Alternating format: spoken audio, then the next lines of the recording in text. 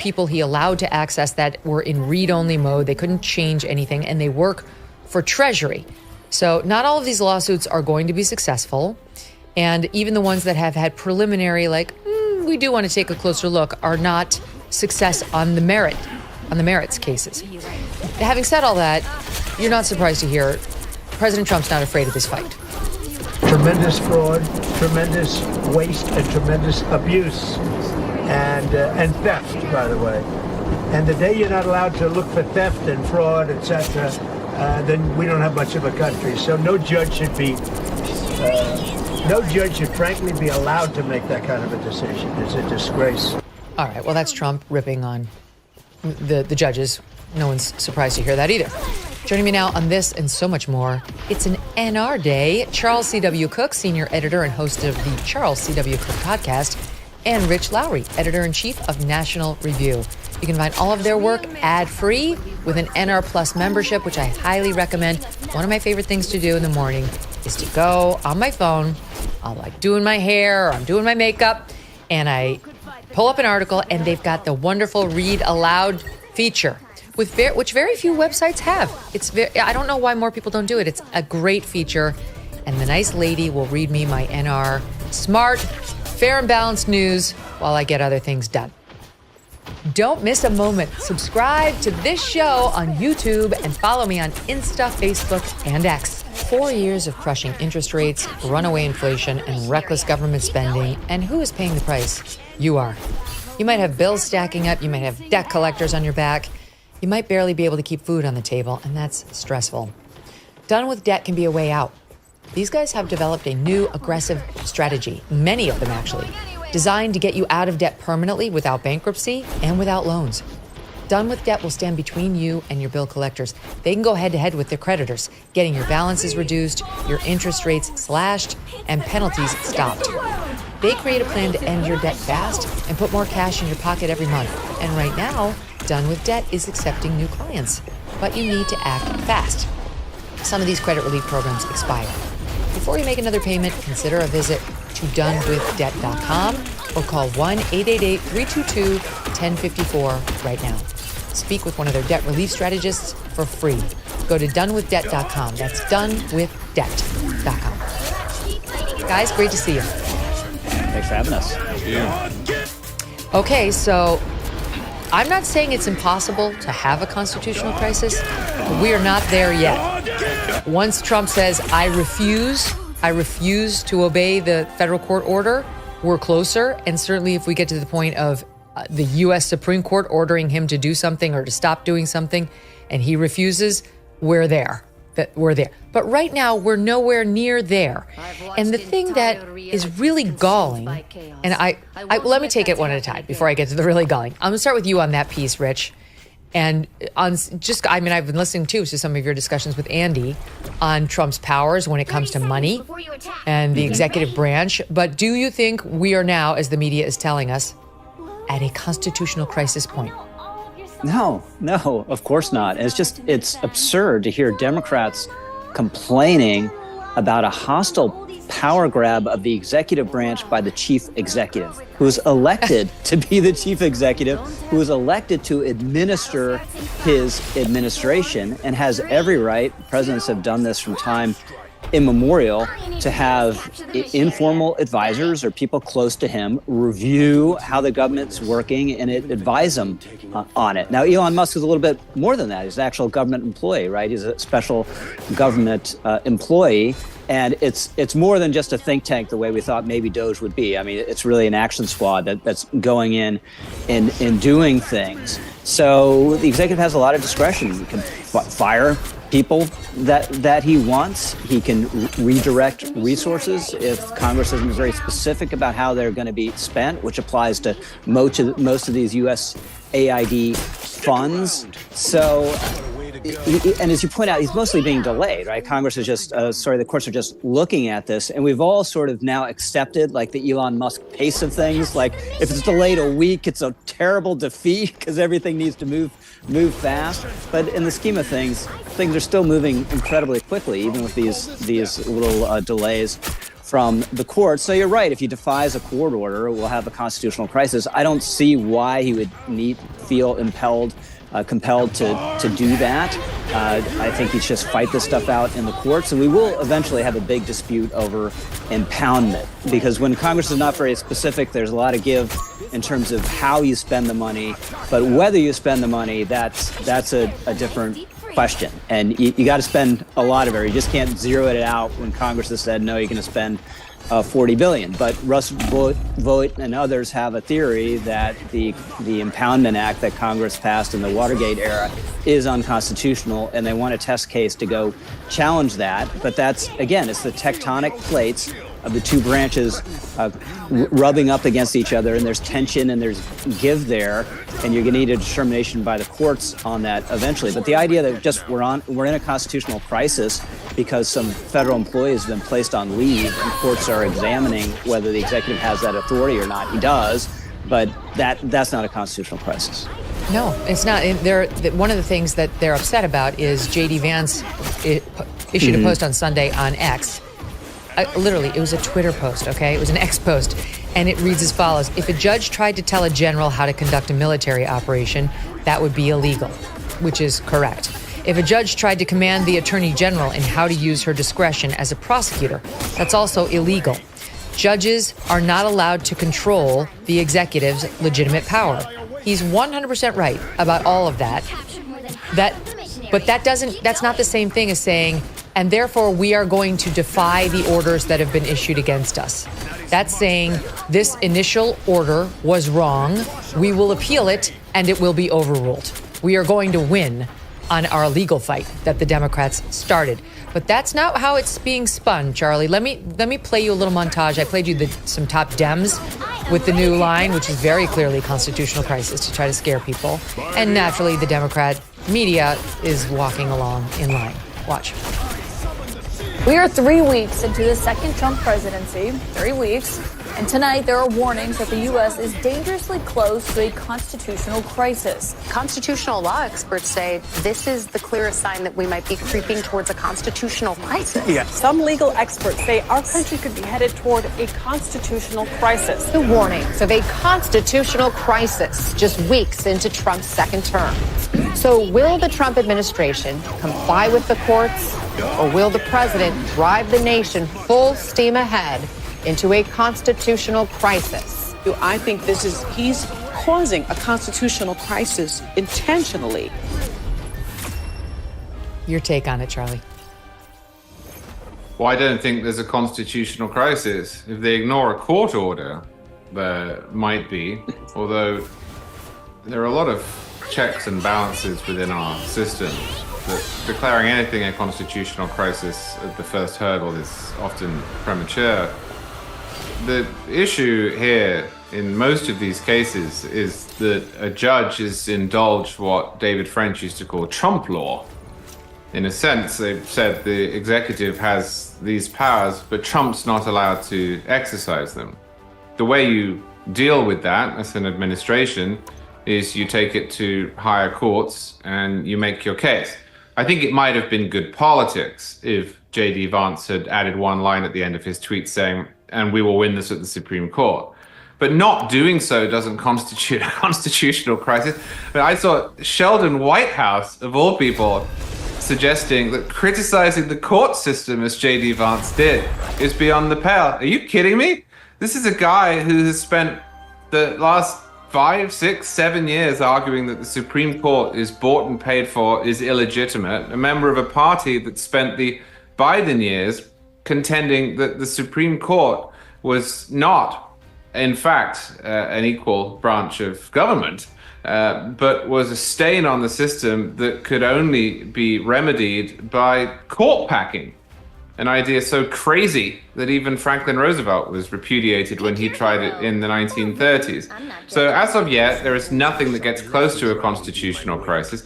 And on the merits, I think the argument that's being made here is really odd in that the executive branch has been delegated a lot of authority in the realm of spending. Now, I don't think it should have. And I would go as far as to say, as you probably know, Megyn, that some of that delegation is illegal.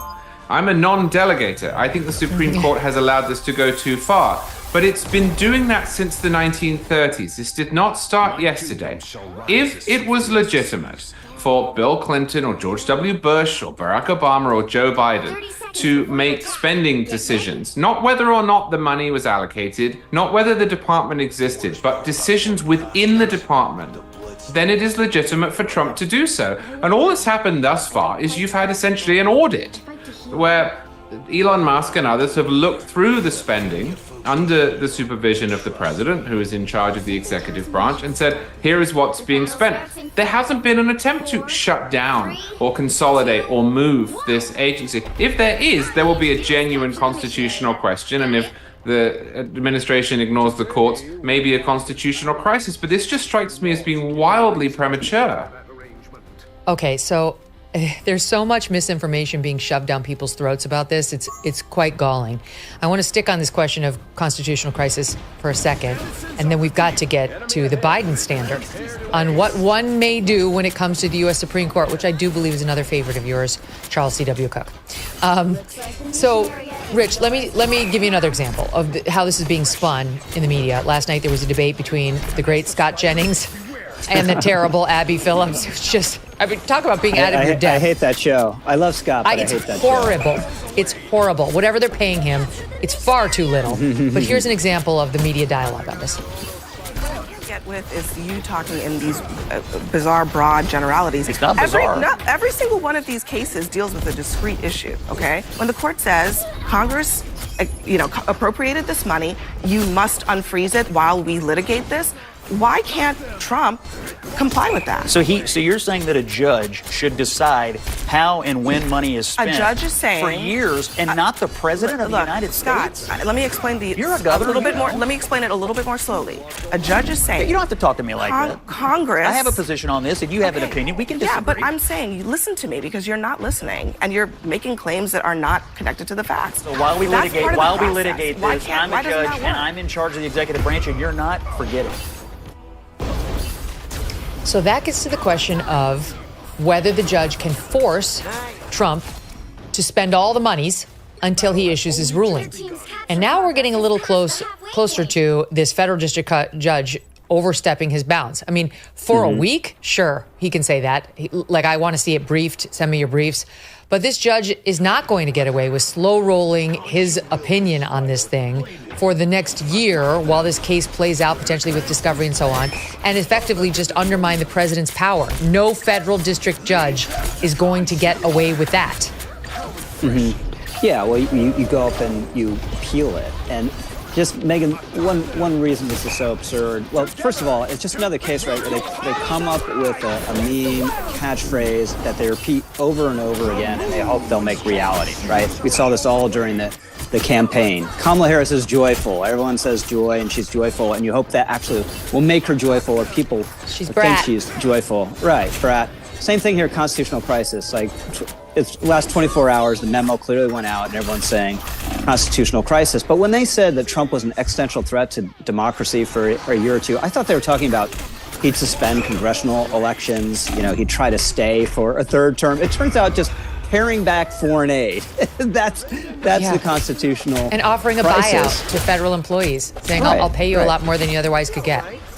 Yeah. So the Congress did not say, we have specifically appropriated money for a DEI program in Serbia, right? If they said that, that would not have gotten through Congress. So it's executive discretion to begin with on whether you're going to spend money on a Serbian DEI program, right? So if the executive made that call without Congress specifically commanding it, why can't a new president, a new executive, make the opposite call, right? So they want to play this game where one side can do it and has discretion, has executive authority, and the other side doesn't. And of course, that should be intolerable. No one should be willing to play that game, and Trump and Elon aren't. So wait, I love what you just said. I've been trying to raise this point, but not as articulately on this show.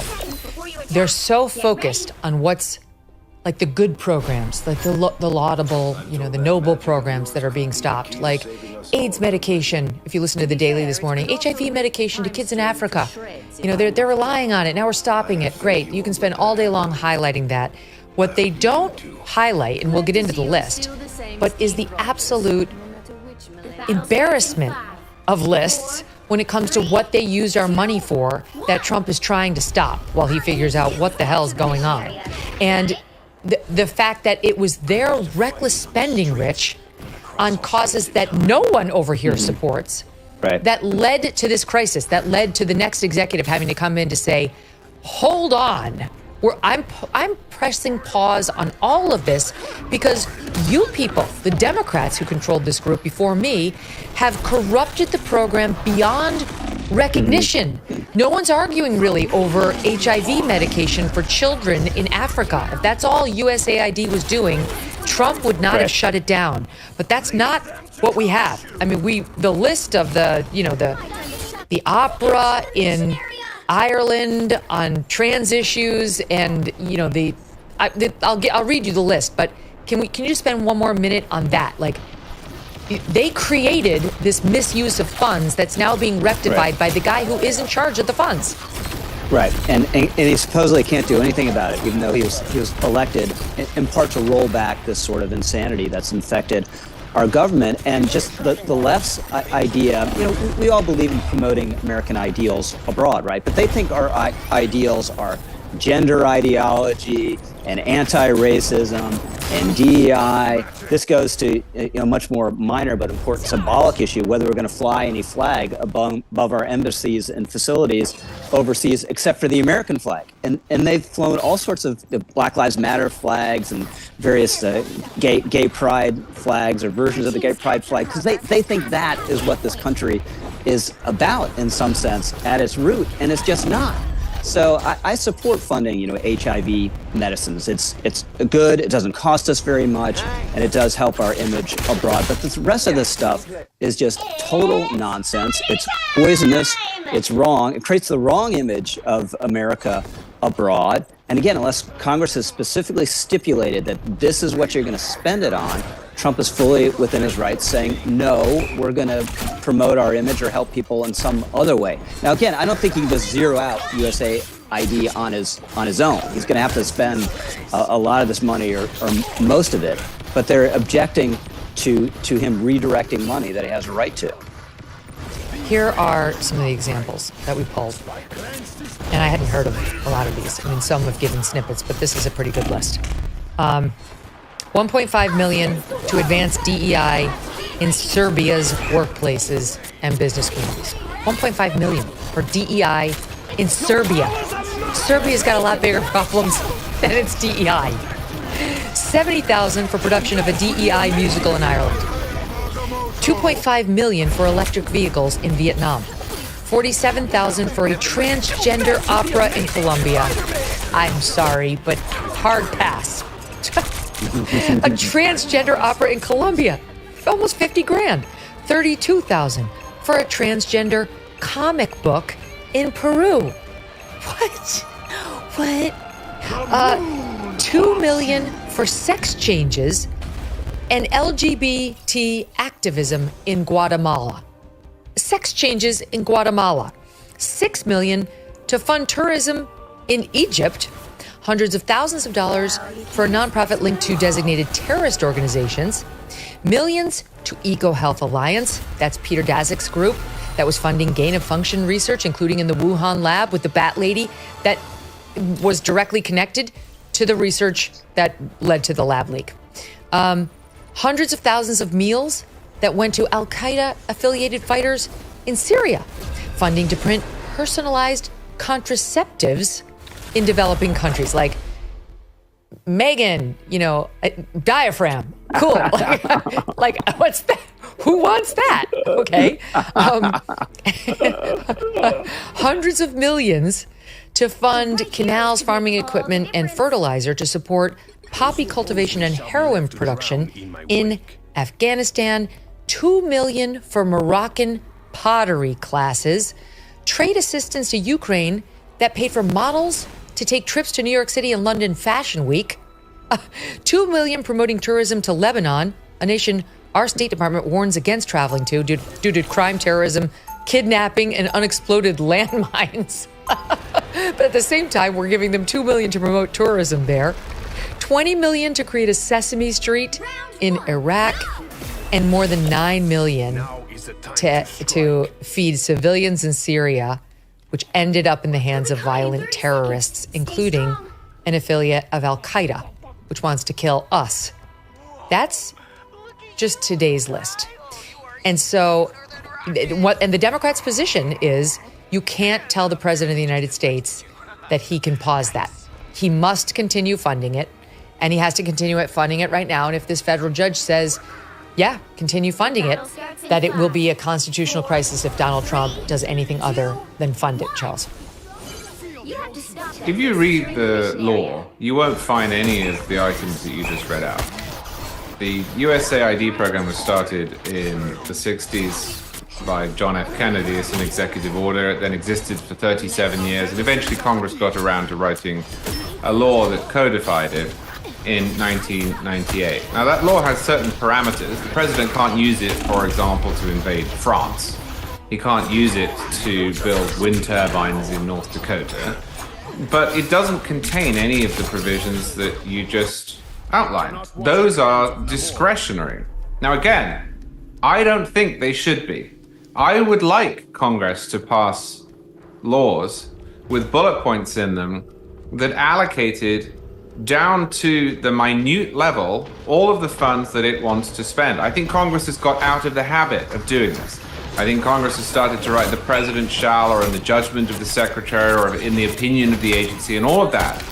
I've been arguing this for years. I've not changed my view on this. But it hasn't done that. That is not what that law from 1998 or the executive order from 1961 says. Now, if those things aren't listed in the law, that means the president can't do them at all unless there is another part of the law that says that the president gets to decide how the money is spent, again, within the broad parameters. That's what that law says. It's what it does. We cannot have a constitutional order that only allows non-Donald Trump or non-Republican presidents the discretion that Congress has accorded. I think that the administration has to abide by the judiciary. I am not arguing otherwise.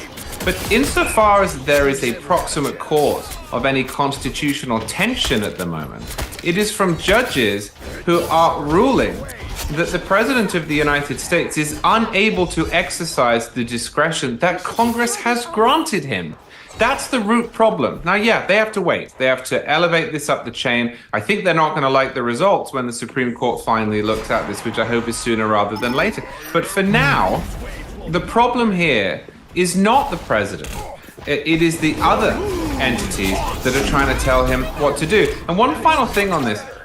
The secondary argument that you get is, well, okay, but Trump does have to spend money. What he can't do is say, I am no longer spending money on USAID. But there's a time component to that, right? Trump has been president for what, 20 days? So suppose that you come in as a new administration and you want to evaluate what your predecessor has done, and you run an audit, which is what DOGE is in effect. You might for a while stop all payments. You might say, well, we're not going to spend any money until we've worked out what we want to spend it on. Now, at that point, perhaps you are obliged to empty the coffers and say, right, we are going to do what Congress has asked us to and spend this money on X, Y, and Z areas. But you don't have to do it on day one. You don't have to say, I'm cutting $2.5 million here, so tomorrow I'll be spending it on something else. So this whole thing seems wildly premature to me, wildly selective, and to call it a constitutional crisis if the executive branch is making it, it's just bizarre to me. Let me follow up with you, Charles, on the Biden precedent, which is just so galling. I just can't. You and I, all of us, have been talking about Biden's flouting of the Supreme Court's rulings for 4 years now.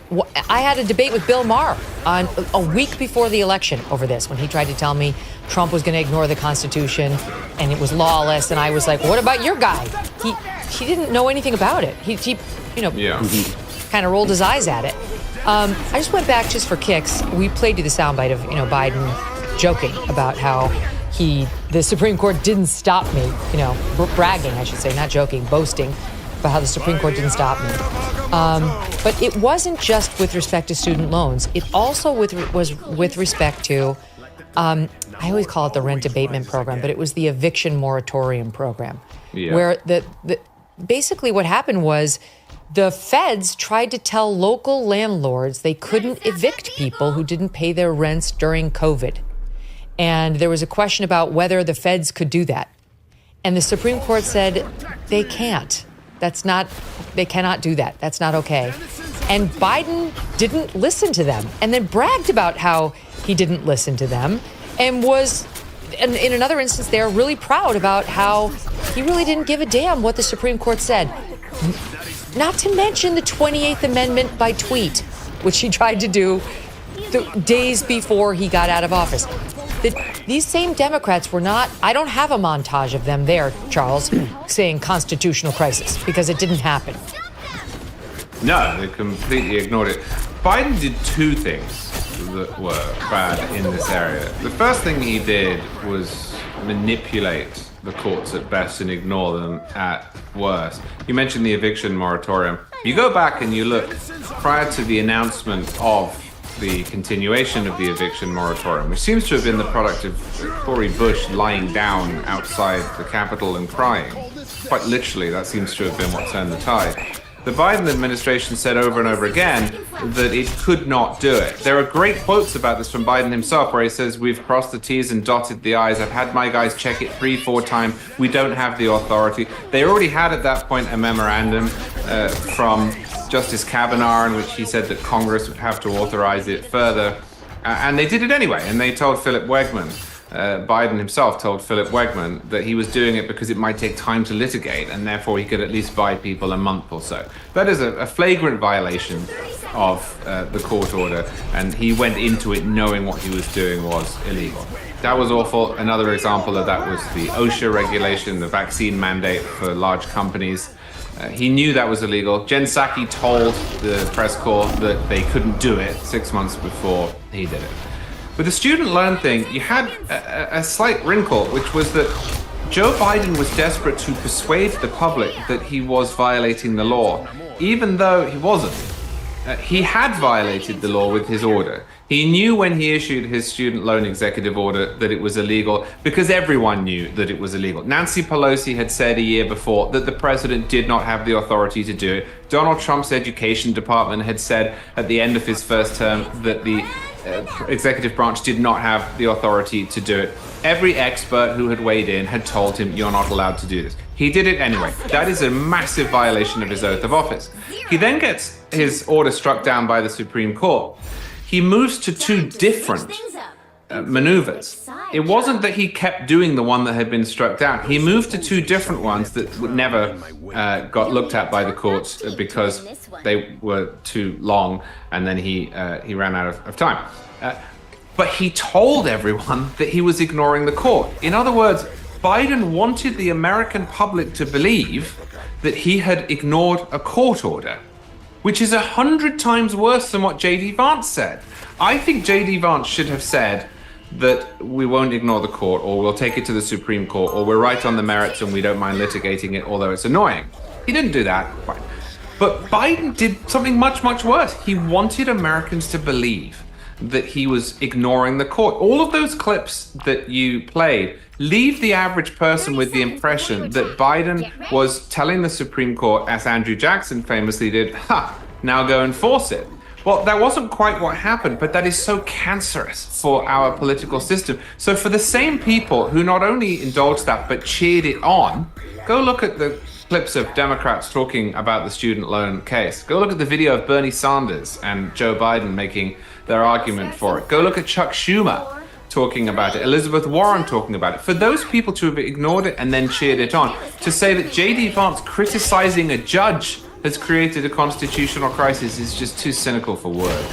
Mm-hmm. Yeah, and on the eviction moratorium too. That was equally disgusting, where you had a situation where it was clear that the feds did not have this power to tell the states and the local landlords you can't evict people. Biden did it anyway, He did it anyway. And then it wound up in the U.S. Supreme Court. And the Supreme Court said, yeah, you can't do it. This is not okay. And he doubled down on the doing of it. There was a great piece by a lawyer, Robert B. Charles. He's a Columbia Law School grad and worked in the State Department for a time.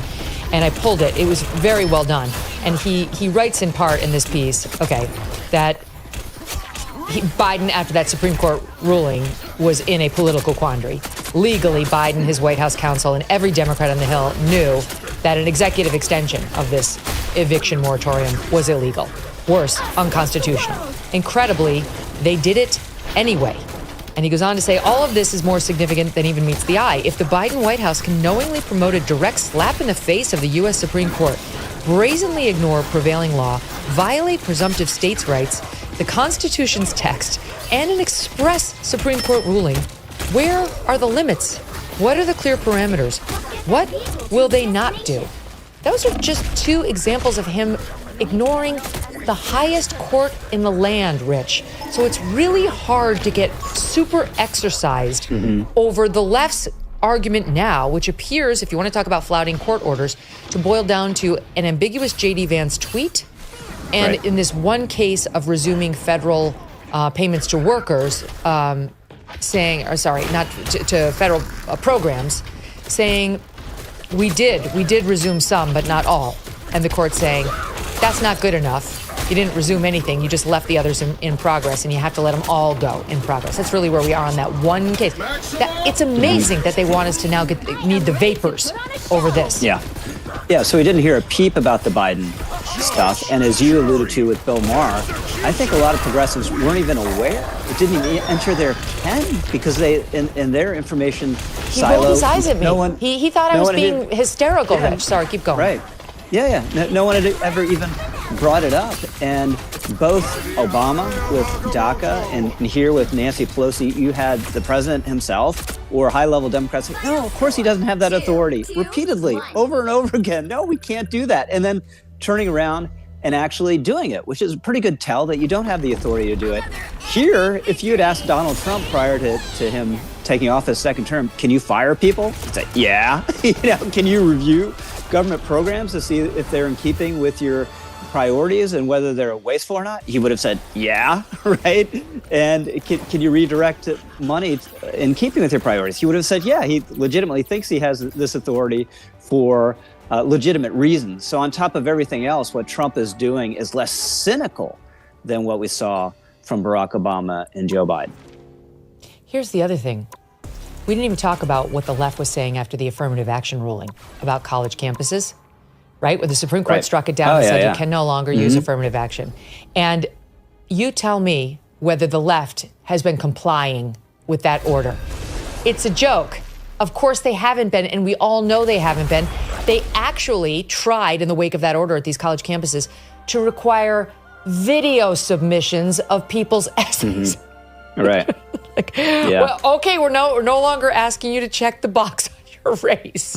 But if you could please do an extreme close-up of your skin color, that would really help us to get fairly considered, you have to be like a drug informant being interviewed on cable TV or something where on 60 Minutes where your whole face is covered up. Your voice is lowered. Yeah, so they can't tell. And there have been so many similar efforts to that. And it actually, in the wake of this, I pulled this. This is from a great Jonathan Turley piece that he wrote after the fact. And the headline of it was Tyranny of the Minority. Liberal law professors urge Biden to defy the courts and the public back in July of 23, which is when we got the affirmative action ruling from the Supreme Court.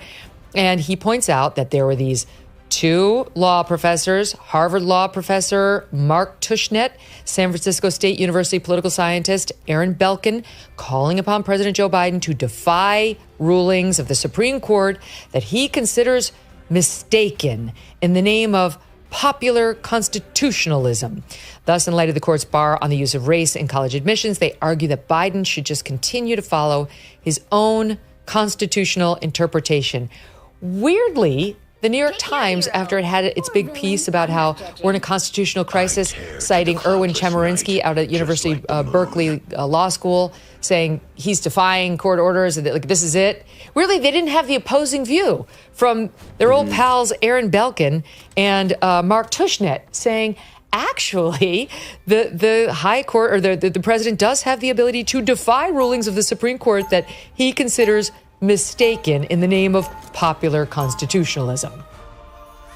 You know what's so great about that term, popular constitutionalism, is that Mark Tushnet, who never seems to miss an opportunity to blow up for his own side, reserved it for the most popular Supreme Court decision in about 40 years.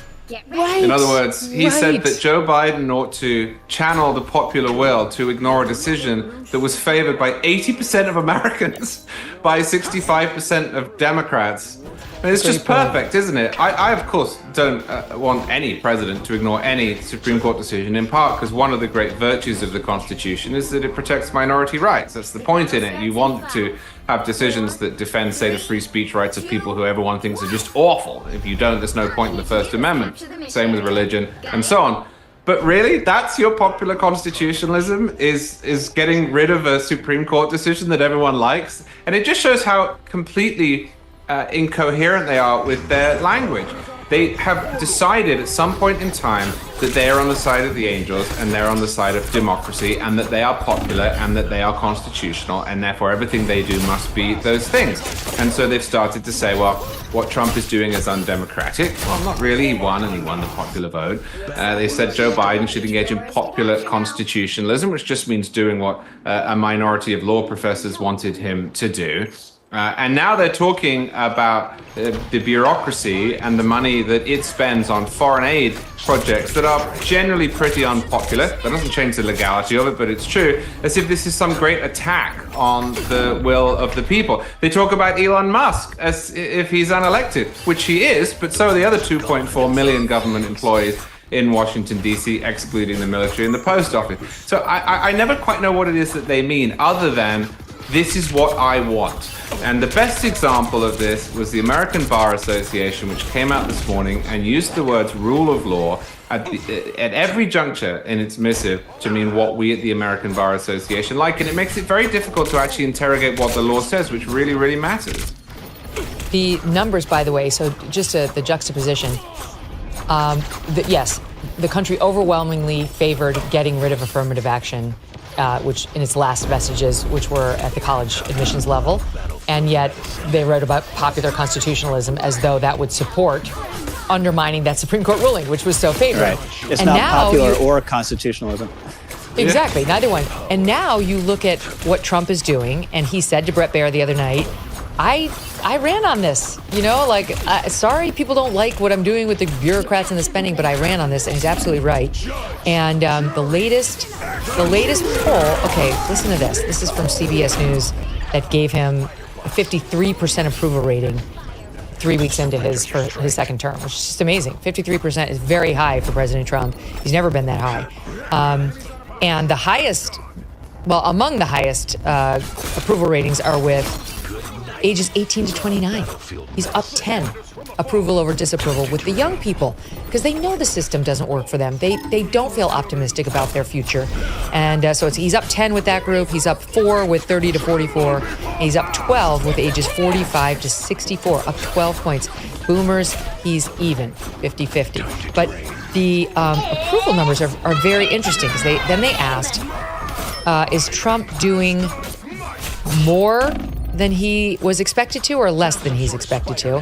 And that's, 49% say he's doing more than expected, 41% saying he's doing as much as expected, and 9% say less. But 61% who say he's doing more than expected approve of it. So you've got about half of the country saying he's doing more than I expected him to. And 61% say, and I like what he's doing. He's got support for these programs. Whether you like him or not, Trump is doing what he promised or different from promised. 70% he's doing what he promised. I see it. And he's got a 53% overall approval rating. And then last but not least, you look at some of the specifics on this, like Doge, which we've been discussing. Musk and Doge. Influence over government operations and spending should be theirs, Musk and Doge's. A lot, some, not much, or none. A majority say he should have some or a lot of influence over government operations and spending. Some say 28% say he should have some influence. 23% say he should have a lot of influence. And only 18% say not much. 31% say none, no influence. Okay, and then just here's a capper. Trump's focus on ending DEI. 45% say it's the right amount. 39% say it's too much. 16% say it's not enough. So 61% say it's perfect or do more, President Trump. Which gets me back to a point we've been getting at it on the show, Rich, and that's that the left decided not to melt down over DEI being removed from all these federal agencies, though CNN is still talking about it every night, and I'm sure MSNBC is too. They're definitely not upset about what's happening with illegal immigration. The numbers are there too on this poll, showing that the people support that as well. 59%, yeah. Yep. And they're not upset about removing boys from girls' sports. Yeah. What the left has decided to fight over is foreign aid and the firing of bureaucrats, which had the Trump team, when I saw them in their Super Bowl box, absolutely jubilant. Yeah. Well, given the alternatives, what would you fight on? Would you want to fight on men competing in female sports, or you want to fight on foreign aid? I don't think either are great fights. But by the way, the last 3 weeks have been the best 3 weeks the right has had in the culture war in 50 years. One, because a lot of what Trump is doing is going along with the grain of what was already a backlash against some of this insanity. His election itself was a permission slip for institutions like Meta to say, you know, we don't want this, we don't like this woke ideology. It's kind of forced on us. We don't want it anymore. And he's using the hook of federal funding to turn some of this stuff around. So that's been amazing. And he took a small d democratic approach to this election. I'm going to tell people what I want to do, and then if they approve it and elect me, I'm going to do it. And even if at the margins people aren't excited about everything, they do appreciate that directness and that kind of approach. And you're right, decisiveness. You know, it's like today, we're getting rid of the paper straws. Good. Good. Right. I think we all favor that. And we're restoring water flow to one's showers. What was the famous Bill Clinton line? People would rather you be strong and wrong than weak and right. And a lot of this stuff Trump's strong on, plus he has popular backing. It's so true. Yeah, we're going to save his restoration of the water flow to our showers and our dishwashers and our toilets, and the return of the incandescent light bulb for the next segment. Rich has got to go. Charlie stays with me. And at the end of the show, Carol Swain will be here. Very much looking forward to speaking with her. Don't go away. Listen up, everyone. Our friends at GenuCell want you to know that Valentine's Day is only days away. What better gift than treating yourself to the most luxurious skincare in the world? During GenuCell's Valentine's Day event, you can order GenuCell's complete skincare package for over 70% off and get their spa quality treatment absolutely free with your order. GenuCell's complete skincare package featuring the GenuCell under eye bags and puffiness serum, their jawline sculpting treatment, and immediate effects product for results in minutes. For over 25 years and millions of orders shipped, GenuCell products have the same philosophy: antioxidants, a natural base, and that same chef in the kitchen. Visit GenuCell.com/MK, and every order until Valentine's Day includes their best-selling eyelid lift plus microdermabrasion treatment. Shipping's free. Order now. Don't wait. You can get it in time for Valentine's Day. GenuCell.com/MK. GenuCell.com/MK. Back with me now, Charles C.W. Cook of National Review. Forgot to say goodbye to Rich when we let him go. We'll miss you, Rich. Thanks for being here. So, Charlie, before we leave the subject of spending and how Trump is using Elon to crack down on some of the fraud and the waste, et cetera, A couple of things. Listen to this from Trump. He made this point. I don't think he's wrong. He saw his high approval ratings and weighed in. Sod 18. I have high approval ratings because I'm using common sense, whether it's getting men out of women's sports. I mean, have you seen what goes on with the boxers and with the weightlifters and with the swimmers and everything? It's so ridiculous. And I think it's a 90% issue. And, the amazing thing, the Democrats are still fighting for it. It's crazy. It's crazy. I think we should go to Congress also, have that cemented and, make it indelible. But it's, to me, it's all common sense. Who wants an open border where prisons are dumped into our country, where prisoners are led into our country, many of whom are murderers, many of whom murdered far more than one person, and they're now roaming our country. Who wants that? I mean, it's terrible. And he's not wrong, right? From immigration, where Rich accurately pointed out his approval rating is at 59% across all groups, factoring in, all Americans there. 64% approve sending troops down to the U.S.-Mexico border. To the trans issue, which he's right, is the latest poll showed 79% for barring boys from girls' sports. So it probably is more like 90% because some people don't tell pollsters exactly how they feel. He's doing things that make sense. And that leads me to my first policy point of this hour, and that is the $59 million that made its way to house illegal immigrants in Manhattan from FEMA.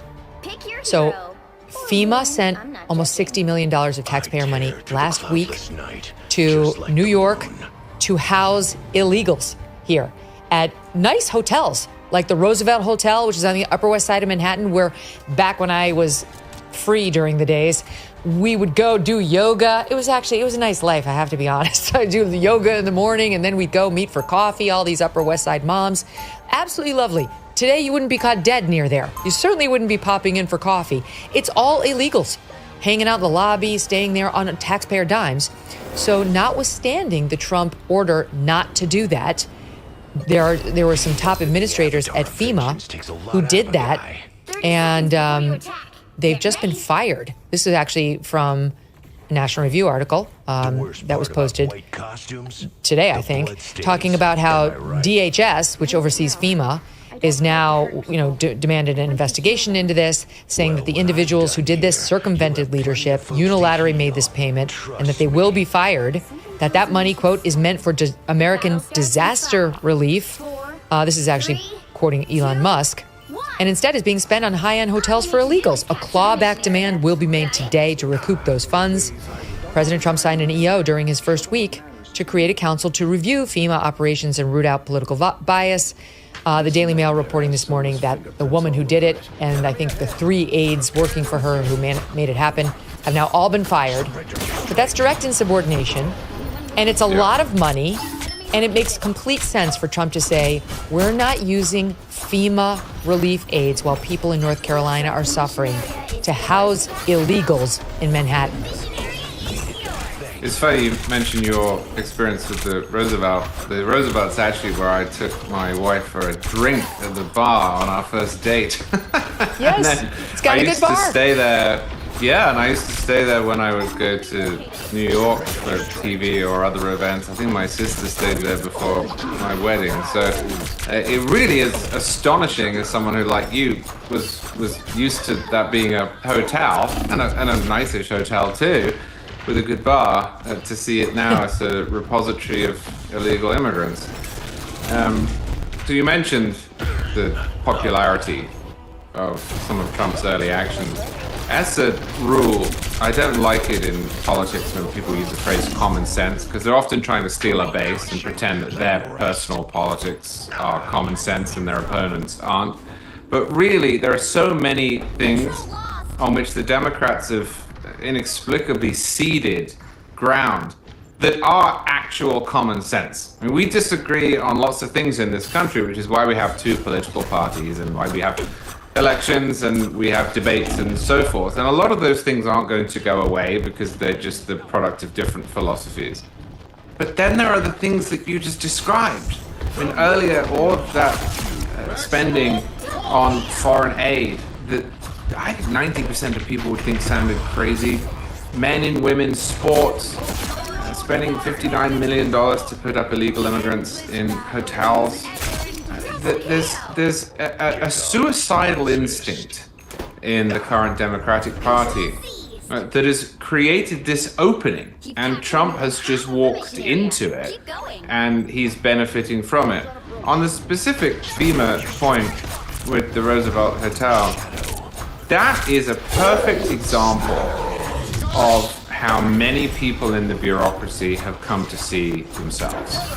This myth that was developed over time and that is so often parroted by the press, that the executive branch within itself has separation of powers or checks and balances, that the Department of Justice or the FBI are independent. When you accept that false premise, you get to this point at which bureaucrats who operate at the pleasure of the president, who is the only elected official in whom power is vested, can make decisions on their own judgment. They can't. They exist to do what the president wants them to do. But that is not the same thing as saying that the president has unlimited power. Of course he doesn't, because Congress has most of the power. But when it comes to decisions such as that one, the president gets to make that call. So these people should be fired. There should be an example made of them so that it doesn't happen again. That money should be clawed back. And anyone who complains about it should be given an 8th grade civics lesson. This is not how our government works. Trump has been abundantly clear on this. There's no ambiguity. He issued these orders on day 1, on day 2 of the new administration. It's just crazy to me that there are people in the government who think they have the authority to spend $59 million against the wishes of the guy who's in charge. Mm-hmm. And let's not forget, it's because the last guy, quote, in charge, issued this order to pay it, but there's a new sheriff in town. But this is Joe Biden's fault. He's really to blame here. All of this cleanup Trump is having to do is Joe Biden and Kamala Harris's fault. I shudder to think about those two having won again, either one, and continuing doubling and tripling down on these horrific policies. Border crossings are down 95%. Since Trump took office, military recruitment is up tens of thousands. You know, the country is in the midst of a rebirth. As Rich points out, more conservative wins in the cultural wars than we've seen in 50 years, just in the past 3 weeks. So it really does feel like a renaissance, and it's wonderful. There's some missteps, there's some things that'll need to be cleaned up, but that goes with the territory. The FEMA firings, I did find my note. It's their CFO, Mary Comans. She's been CFO since 2017. She has a master's in public education from NYU, a bachelor of arts in political science from Fordham. And according to open payrolls, her salary in 2018, it's probably gone up since then, was $170,000. So for $170,000, you should do what your boss wants you to do. And your boss made really clear that he did not want this money being spent, and certainly not to illegals. A New York City Hall spokesperson confirmed to Fox News that they had received these funds through the past week, and that of the $59 million, $19 million went to direct hotel costs. The balance funded other services such as food and security for the illegals. I think Mayor Adams will probably work with Trump to get this clawed back and returned, since it appears that the Trump Justice Department has pulled off the Southern District of New York U.S. Attorney from the Eric Adams case. I don't know exactly how it went down, to be fair, but suddenly Eric Adams is no longer under federal investigation. Charles, my own take on it is I don't know what they found on the case. I don't know whether he did what they said he did with, like, I don't know if it was like bribes from Egypt. But as long as that guy stops New York from being a sanctuary city and starts cooperating with the feds, it's a much, much bigger and important goal than whatever he did, which I'm sure he will stop doing now that he's had this scare. Yeah, it is more important, but I don't like it. I think they're two separate questions. And I absolutely want to end this horrible tendency of spending huge amounts of money to house illegal immigrants in hotels. And I think that Eric Adams, although I'm not a big Eric Adams fan, is an improvement over Bill de Blasio, because who isn't? But I do worry a bit about this tendency of people who are under the threat of legal action or have been convicted of crimes to try and find common cause or solidarity with Donald Trump, who I think really was treated badly by Bragg, and use that to get a pardon or a commutation or their case dropped. It's just not the case that our system is irredeemably corrupt or that every case is exactly the same. And the information I read about Eric Adams suggested he did something pretty bad, as had Rod It did not look good.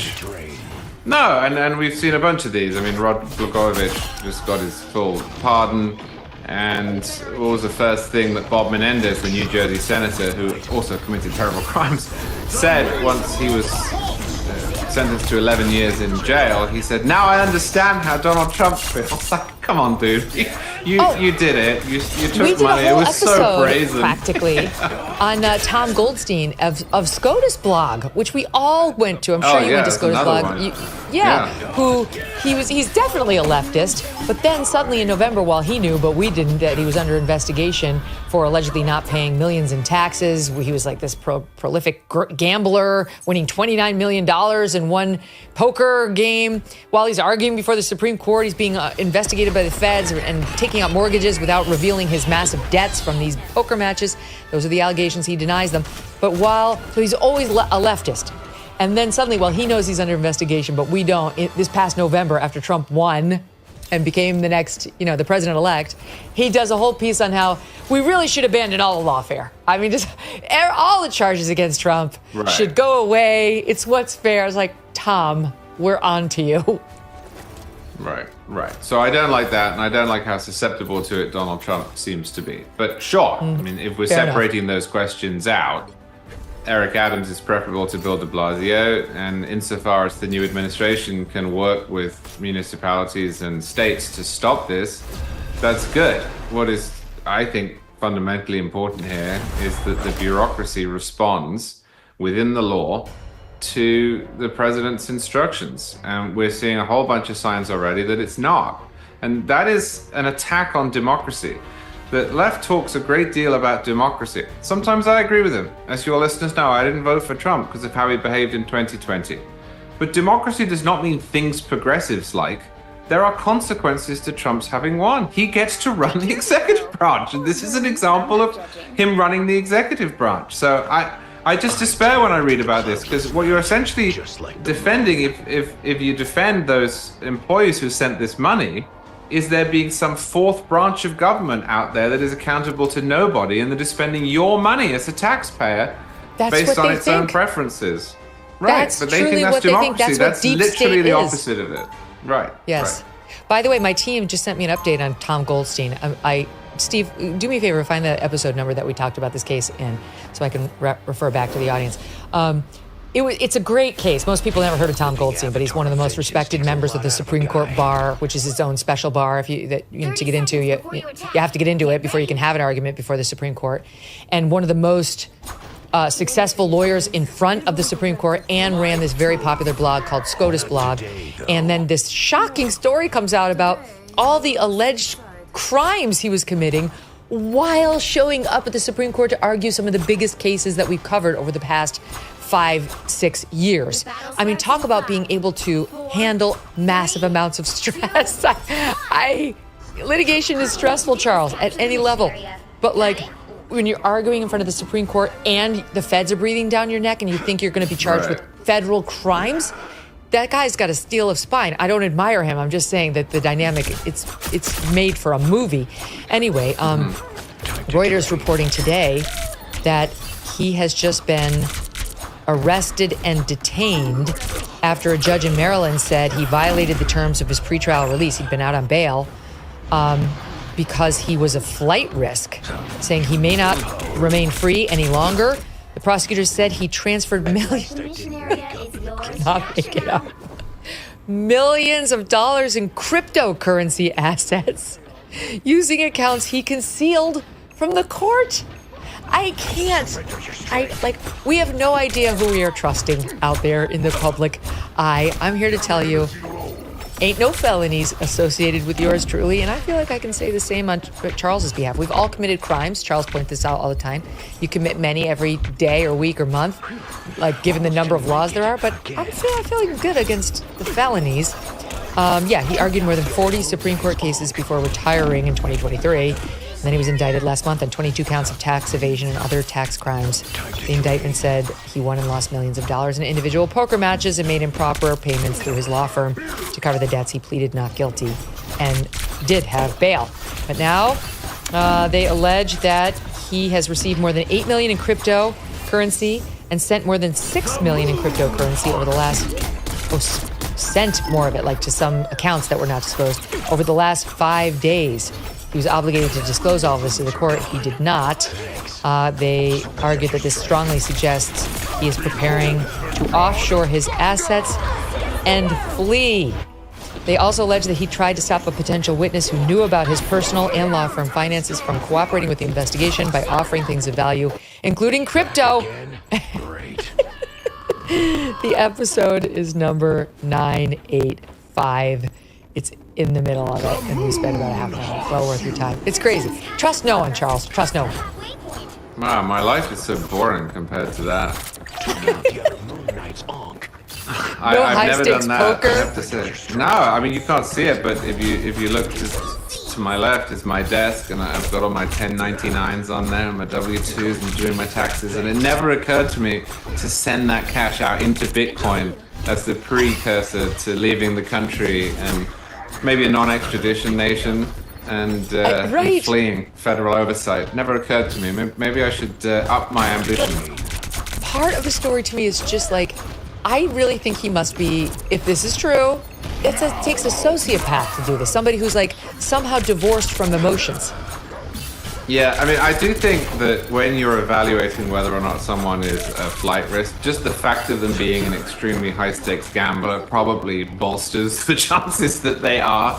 I had a friend at university who, he was a professional gambler, and in our first year at university, he won £300,000 playing poker. What he would do is he would go down to these big London sort of gambling halls, and he would wait for Chinese businessmen to run in who just didn't care whether they won or lost, they just wanted entertainment. He was an amazing poker player, so he would just win, right? So year one, he makes this huge amount of money. We're all students, we just can't believe it. And then in year two, he loses £150,000 on net. And I said to him, I don't know how you could have carried on to the point at which you lost money, because if I'd won £300,000, I'd have stopped, right, instead of keeping going and losing half of it. And he said to me, well, that's a stupid thing to say, which it was, because if you had stopped, you'd never have won it in the first place. It's just not how gambling works. You have to be prepared to lose everything you have at any given point. And that's true, and I've always remembered that. Well, if this guy's playing $29 million stakes poker, I think the federal government might be onto something when they think he could leave the country on a whim. Yeah, I'm glad they were watching. Although Tom Goldstein potentially fleeing would have been a great story to cover. We'll see what happens in this case. I'm definitely covering that trial if there is one. Okay, Trump and common sense.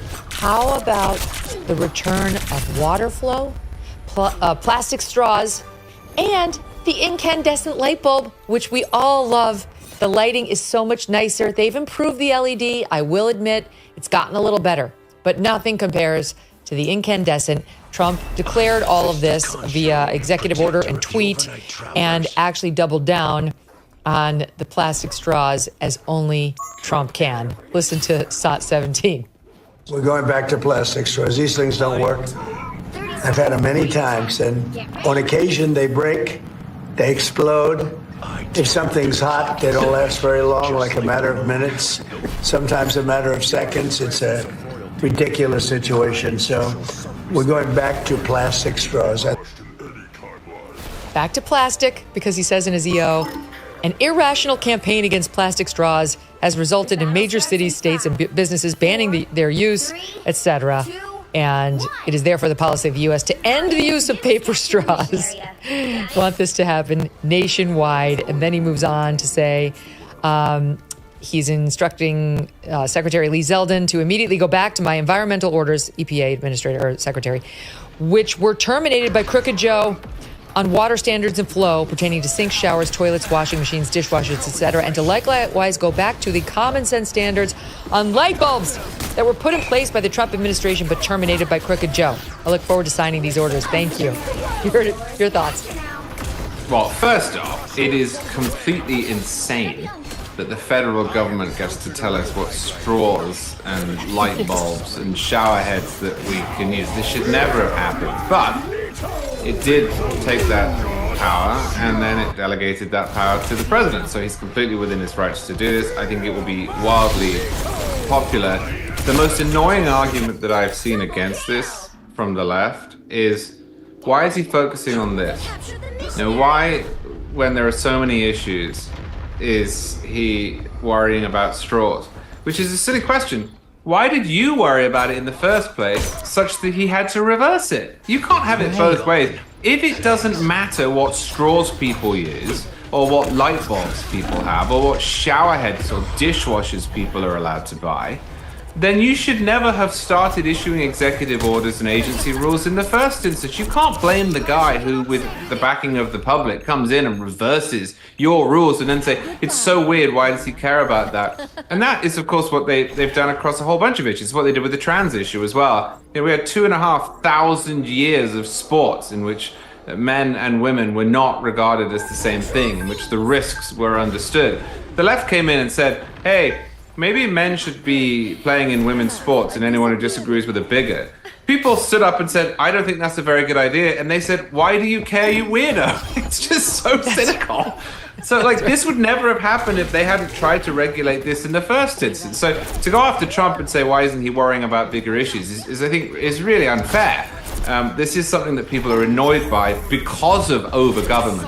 What I would like to see, and I don't think it's going to happen, but what I would like to see is, having issued these orders and got these rules through, is for Congress to step in and pass a law saying this is no longer the preserve of the presidency. And that if the federal government's going to regulate this at all, it can't be changed until such time as Congress changes it. Because you're never going to get a groundswell in America that wants Congress to outlaw plastic straws or LED light bulbs. This has to come from the bureaucracy because people hate it. Well said. No, it's another version of Republicans pounce, right? They do something absolutely crazy on the left. Republicans say, well, you're crazy. And it's the headlines, Republicans pounce. Well, Trump pounced and is restoring, yes, common sense and order and the beautiful plastic straws that we all want. He's right about the paper straws. They're a disaster. Charlie, great to see you. Thanks for having me. All right, coming up next, Carol Swain is here. Looking forward to talking to her. Do you know that she was one of the victims of accused plagiarizer Claudine Gay, the Harvard professor who got bounced out? And she's got a new book out. She's going to talk about what that was like and more next. Well, we're right around Valentine's Day, right? And everyone's thinking about love, maybe a little bit more than normal. And what does that bring to mind for you? It should be Cozy Earth. Cozy Earth elevates love's little moments, like curling up together at the end of the day and whatever happens after that. Their bamboo sheet set is incredibly soft, smooth, and breathable, like sleeping on a cloud. Yes, it truly is. After a long day, there's nothing like slipping into those sheets, and every night feels like a mini getaway. Plus, Cozy Earth's bamboo pajama set is a gift she will not stop raving about. That's kind of what you want.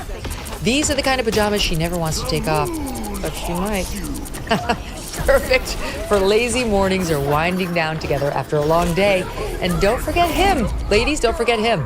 Cozy Earth's men's collection has everything he will love. PJs, joggers, and more. Comfy, versatile, and made to last. It is the ultimate gift for your guy. This Valentine's Day, show your love with Cozy Earth with a 100-night sleep trial, a 10-year warranty. It is a gift that speaks to comfort and connection. Get up to 40% off at CozyEarth.com with my code Megan. CozyEarth.com, code Megan. And if asked in the post-purchase survey, tell them you heard about Cozy Earth from us, The Megyn Kelly Show. Elevate your love with Cozy Earth. I've got some good news for you, and it's called Firecracker Farm Hot Salt. This small family business is making waves, and if you haven't tried it yet, come on, get with the program. It's time to change that. You're gonna love this stuff. It was the gift to give and receive this Christmas. It's delicious, and it elevates everything it touches. Eggs, avocado toast, grilled chicken. I mean, grilled chicken's fine, but it's kind of boring, right? Try this stuff on it. It's got a kick but it's not overwhelming. I wouldn't like it if it were, because I can't take too much spice. The flavor enhances food without overpowering it. The best part is it comes in these sleek stainless steel grinders that are easy to take with you anywhere. So you're covered at a restaurant, etc. Unlike messy hot sauce that does get on your things and runs out quickly. Firecracker Farm hot salt lasts and lasts, providing hundreds of servings from just one grinder, way more bang for your buck. There are plenty of blends to choose from, and refills are available too. For those who find it too spicy, you can mix it with some regular sea salt, and that will tame the heat right down perfectly. Do yourself a favor. Head on over to firecracker.farm. Firecracker.farm, I say, and here's the kicker. Use code MK at checkout for 10% off your order. Do not wait. This offer's only for a limited time. Why would you pay for a price when you don't have to? Firecracker.farm. Use the code MK to get 10% off your order. Remember Claudine Gay? It's been a year since the former Harvard president resigned from her position after refusing to say that anti-Semitic language on campus violated the college's code of conduct. Here's a reminder of her disastrous testimony before Congress. I assume you're familiar with the term intifada, correct? I've heard that term, yes. And you understand that the use of the term intifada in the context of the Israeli-Arab conflict is indeed a call for violent armed resistance against the state of Israel, including violence against civilians and the genocide of Jews. Are you aware of that? That type of hateful speech is personally abhorrent to me. Do you believe that type of hateful speech is contrary to Harvard's code of conduct, or is it allowed at Harvard?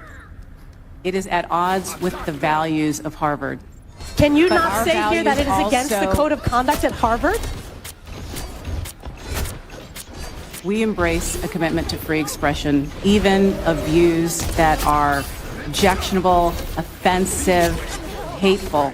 It's when that speech crosses into conduct that violates our policies against bullying, harassment. Does that speech not cross that barrier? Does that speech not call for the genocide of Jews and the elimination of Israel? Do not get on Elise Stefanik's bad side. She's amazing. I interviewed her at the Republican National Convention, and I just assumed she had legal training. Like, where'd you go to law school? She's like, I didn't go to law school. She's going to be our new UN ambassador, and she's perfectly suited for that job.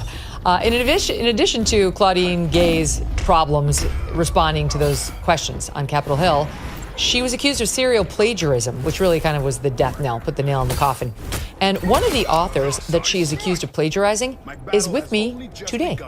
You and I love her. Her name is Dr. Carol Swain. You know Carol. She has a new book detailing this plagiarism and her own ensuing battle with Harvard. You see, she says she was one of Claudine's victims. It is called The Gay Affair. I like it. The Gay Affair. Harvard, plagiarism, and the death of academic integrity. Carol, welcome back to the show. Great to see you. It is great to see you too, and I understand you were at the Super Bowl. Yes, I was rooting for your Eagles. Well, and they won. They won. I know. That's right. Yeah. You have that in common with my husband. He's from Philly, so that's why he loves them. But yeah, they were great. It was super fun, and I don't think I'll ever do it again, but I certainly enjoyed the one time.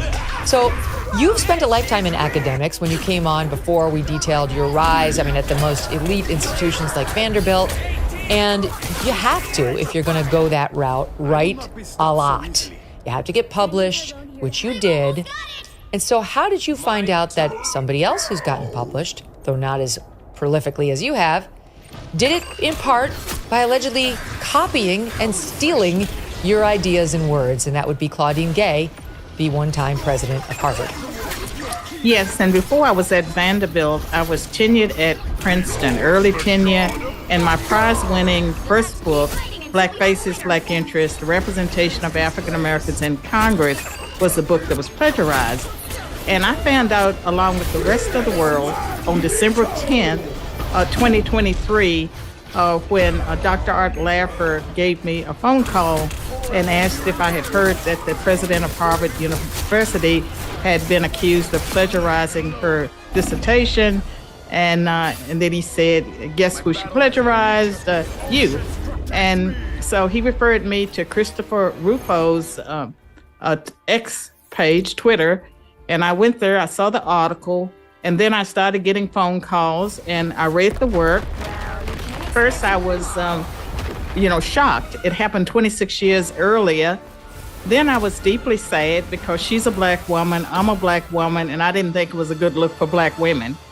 And then that sort of morphed into anger, which is not something that I usually engage in, when Harvard came out and said that it wasn't plagiarism, it was duplicative language without attribution. Right. And how did you feel about that? I was angry. And that anger, again, it's not good to be angry. And I gave, I believe, 80 some interviews between December 10th and the middle of January. But I calmed myself down for Christmas. This happened December 10th. I'm angry, but I want to have a good Christmas. I'm a Christian. Calmed myself down, started posting scriptures on X, which I still do, because it was consuming me in a way that was not healthy. But January 2nd, Claudine Gay resigned. She has a letter, I believe, in the New York Times, and she blames racism. And when she blamed racism, then I'm angry all over again. And I called an attorney who had offered to take the case pro bono, and I told him to pursue it. And so it was an attorney from Austin.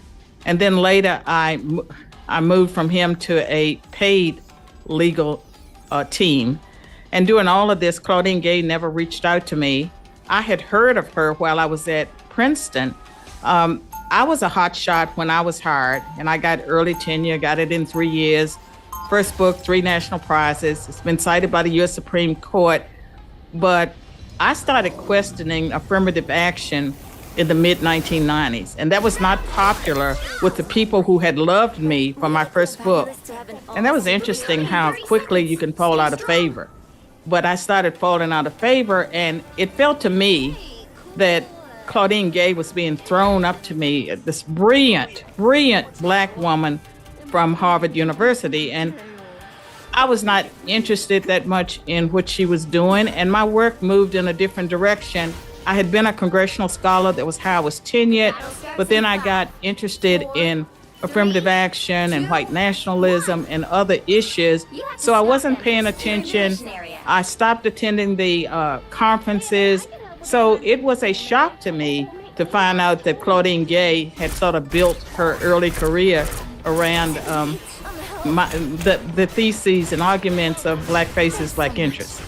Mm-hmm. And many of our audience members may be asking themselves, how can this possibly be? Because you, I think it's fair to say, are a more conservative thinker, maybe heterodox thinker is a better way, and she is a far lefty. So why would she be plagiarizing Carol Swain if, in fact, she did? Well, I was the hot shot back then, and I was a Democrat up until 2009. But I like to say that I was a Democrat with common sense, because back then, when I started, before Black Faces, Black Interests, and when I did my dissertation, my research question was, is it really true that only blacks can represent blacks? And so I studied black representation in Congress, and I argued that political party was more important than the race of the representative. And I also argued that whites could represent blacks and blacks could represent whites, and that when black candidates lost, it was because of their views and not their race. And at the time I did that study, 40% of the blacks in Congress were represented by, were elected in districts that were majority white on election day when you factored in turnout levels and registration. And so the book, one of the reasons it got a lot of attention is in my concluding chapter, I talked about what would happen to Black power if the Democrats lost control of Congress. And it happened a year after my book was published. That's so interesting. I love. Well, you're bent toward conservative thinking, especially on issues of race, like concluding that it's okay for blacks to be represented by whites and so on. This led to the beginning of your cancellation. We went over that when you came on. Slowly but surely, the universities decided maybe you're not all that brilliant. These don't seem like brilliant ideas to them. They'd much rather go with the Claudine Gay, who knocks down those ideas and says all the right things, and then keeps getting promoted, and then even though she's made it to the top of Harvard University, when she comes under fire, along with 2 white women from other universities who were saying similarly dumb things at those hearings, she blames racism. What did you, I mean, like your reaction when she decided to blame her problems on that? Well, I mean, I'm not a racist, and I was among the people. There were 47 instances of plagiarism. In the book, I have a side-by-side. There were 5 verbatim concerning my work, but my argument is that she used black faces, black interests to set up a straw man. She took one of my conclusions, and her work was designed to counter my work. And so there were verbatim plagiarism, but the bigger theft, I think, was that instead of doing it, like if you or I were going to do a research project and we thought someone was wrong, we would say, you know, Professor Dr. So-and-so argues such and such, they are wrong. And then you lay out their argument, you dissect it, you take it apart. She didn't do that. She tried to avoid citing me, and the places where she did cite me, it was not to give credit for the core of her idea. And so in at least 3 articles, because she never had a major book, I would argue that she drew on my ideas without giving proper attribution. And I learned in this process that under copyright law, the theft of ideas are not protected. Copyright law protects copyrights, but not the theft of ideas. And her lawyer argued that it was de minimis, which she took from me, that it was fair use, and that she had argued the opposite of what I did. And so that was pretty much their position. And then the university itself, they had an attorney, and their attorney said that they were not responsible for the dissertation because ProQuest published it. And but they referred me back to the letter by Neil Roman. Yeah, I mean, but the bottom line is no one took responsibility. She didn't say she was sorry. No. She said when she came under fire that these were just mere errors. Nothing was done intentionally. I'm sure that she and Harvard don't act that way when a student gets caught plagiarizing work. You can just say it was a mere error. And, you know, I know when you were thinking about filing this lawsuit, but ultimately decided not to for the reasons you just discussed, you took a look at where Claudine Gay is now, and you reminded me of something too, which is she's actually doing pretty darn well. She is. Well, you know, plagiarism isn't a crime or a misdemeanor. It's like an ethical, moral breach. And institutions, whether it was journalistic organizations or colleges and universities, they used to police that. But when it comes to elite, it's not being policed. Harvard doesn't allow its students to plagiarize. They hold them to a strict standard, except if they get away with it. And so in the case of Claudine Gay, they didn't catch it back when it occurred. And so they defend it now that she's on the faculty. And one of the things that really bothers me is that Claudine Gay, you know, she comes from Haitian aristocracy. She went to Phillips Exeter Academy. She has an undergraduate degree from Stanford. She has the PhD from Harvard. She won 2 prizes for her writings. And so it's a reflection on the elites because they educated her. She was their product. And people like me that come from the other side of the track, there's less interest in me and Roland Fryer, people like us. And Harvard had been accused some time ago of preferring the offspring of immigrants and to native-born Black Americans. And so, I mean, they chose her, carefully chose her. They protected her. And as far as I know, she's still earning that $900,000 a year salary. And my book is not just about Claudine Gay. I would say that we have a pandemic in academia of plagiarism. And if you are an elite, you can get away with it. And I could not pursue justice with Harvard. And Harvard's always ignored me. Even when she made corrections to her dissertation, she never made any corrections, as far as I know, to my work, nor has she ever reached out to me. If she had reached out to me, I would not have written the book. Right. And the reason I didn't file the lawsuit is because under copyright law, loser pays, and I was not going to use my retirement and my Social Security to pay Harvard's lawyers. Absolutely right, or hers when she's making $900,000 a year. Just so our audience knows. Carol was born in Bedford, Virginia, one of 12 kids. Grew up in a very poor house, living in a shack without running water, sharing 2 beds with her 11 siblings, did not finish high school, dropped out in 9th grade, earned a GED, worked as a cashier at McDonald's. Carol actually worked at McDonald's as a door-to-door salesperson and assistant at a retirement facility. Now holds 5 degrees, including a PhD from the University of North Carolina, a master's from Yale, got tenure as an associate professor of politics and public policy at Princeton, and also taught at Vanderbilt, as I mentioned. So, I mean, you have worked your way up from nothing. That doesn't get rewarded by these. They don't look at you and say it's wonderful. Now, if you had somehow managed to turn out liberal, it might. They might want to celebrate that, rags to riches story. But no, you questioned the one thing you really can't question. You mentioned Roland Fryer. Race. A black person who's heterodox on these racial issues, beloved by the left, makes you public enemy number 1. I mean, I just think that the racism that I know you've had to endure from leftists, right, who it's like, I don't know what the term is for a woman, but it's like an Uncle Tom. That's what they call people like Roland and Clarence Thomas, is absolutely shocking. It's true, and they call the women Aunt Jane, and the progressives were always uncomfortable with me, and also many of the black people that I worked alongside, they would tell me, you don't need to tell people where you came from. And there seemed to be a lot of embarrassment that somehow I had slipped through the cracks and entered those places. And I am a person of faith, and I believe that God somehow opened those doors. I was able to get in there and get credentialed and to see exactly what takes place behind the closed doors. And there's a lot of racism, and much of it came from all of it came from the white progressives. And I can tell you that my attitudes about race has always been that, I've never been I wasn't in the Black Student Union. I was in the honor societies. And my mentors, many of them were older white men, and no one encouraged me to feel like I was handicapped because I was black, I'm a woman, I have children, I come from poverty.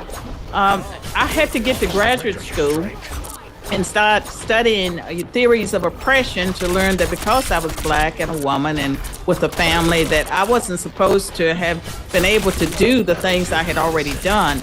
And it was like poison. And I think that we poison young people's minds today, that all of that diversity, equity, and inclusion and what affirmative action became, all of that has held black people back, because in my day, I would say I benefited from the Civil Rights Act of 1964, the Equal Protection Clause of the Constitution, an environment that focused on non-discrimination, outreach, and equal opportunity. And I had equal opportunity to get into places. I was recognized because I defied the stereotypes, but I could have failed anywhere along the way. There was no equity in my day. That comes through so clearly in our earlier episode together, where I'll give the audience the number, where we went through it all, and it's an amazing success story. I do have to ask you, I mentioned you last week because we were having this discussion about these absurd panels that are happening over on CNN, and the woe is me attitude of these very successful black women who are running the discussion in Abby Phillips' case, and the panelist she has still acting like it's 1954, and we've made no progress, and we haven't had the civil rights. Here's this is a different cut from the one we ran last week, but here's a sample. Got a law degree, a master's, and 2 bachelors. Probably more education than all y'all added up together on this table, right? And I have always been the least paid person on payroll at every institution I have worked in. And it's not because... Even in the White House? Well, whose fault is that? I don't think you worked for George W. or Trump. Well, guess what happened when I was there? I have faced this. I just said I was the least paid person, even in this moment sometimes, to my counterpart. You believe I'm qualified. I know I'm qualified. You won't ever tell me I'm not qualified. But the system that I live in doesn't matter about my qualifications. Black women are one of the most educated demographics in this country and one of the least paid. Why would that make any sense? Why would that make any sense? And don't talk to me about the judges you stand before. Talk to Why? me about the theory. Hold on. Talk to me about the But world it also- in which we live in and Let's the look at the system that United we live States in. Supreme Court. How can you say we're not going to look at that from the top to the bottom? And I'm talking about the legal Okay, New system York is a more that I live in. progressive. And we just got a black woman. Hold up. Let me. We just got a black woman on the Okay, board. we got a black man from the 70s. You brought up the Supreme Or Court. the 60s. One. Did you know, Arthur, that there are many... So why is it so hard to understand why something like diversity, equity, inclusion needs to be a part of what we do in a system that never even acknowledged a group of people, never saw us as a human commodity, just literally never noticed who we were, and now here we are years later asking for some simple rights, some simple civility. She's asking to be paid like you get paid. She's asking to be acknowledged like you get acknowledged. And she knows that that is not the case because she is a black woman. Your thoughts on it, Carol?